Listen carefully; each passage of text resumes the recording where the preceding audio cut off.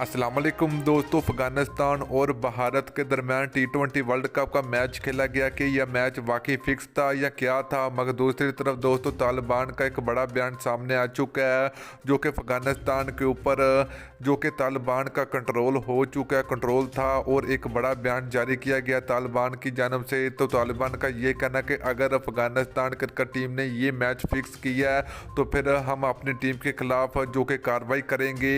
अगर محمدنبی और राशिद खान ने मैच फिक्सिंग की है तो फिर इनको सख्त से सख्त सज़ा भी दी जाएगी।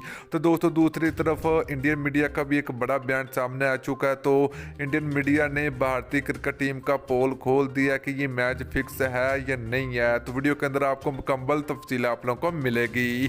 तो दोस्तों, अगर आपने अभी तक इस वीडियो को लाइक नहीं किया तो वीडियो को लाइक करें, उसके बाद चैनल को सब्सक्राइब करें और बेल आइकन जरूर अनेबल करें ताकि आप लोगों को मजीद क्रिकेट की वीडियो मिलती रहेगी। तो दोस्तों, जैसे अफगानिस्तान क्रिकेट टीम ने पाकिस्तान टीम के साथ मैच खेला, जान मारते रहे, ग्राउंड में जान मारते रहे, मगर मैच तो नहीं जीत पाए। मगर दोस्तों, जज्बा था उनके दिलों के अंदर, जज्बा था मैच लड़ने का, मगर वो जज्बा जो कि इंडियन क्रिकेट टीम के खिलाफ देखने को नहीं मिला। तो दोस्तों, जहां पर محمدنبی जो कि पहला ओवर करवाने के लिए मैदान में उतरे तो सिर्फ एक ओवर करवाया और 7 रन देने के बाद दोबारा ओवर करवाने के लिए आई नहीं। तो दोस्तों, ये एक बहुत ज़्यादा जो कि गौर करने वाली चीज़ है कि ये मैच वाकई फिक्स है, क्योंकि दोस्तों बहुत ही आसान कैच भी ड्रॉप किए अफगानिस्तान के फील्डिंग ने और बैटिंग भी बहुत नाखुश की है। तो ये वाकई मैच फिक्सिंग है।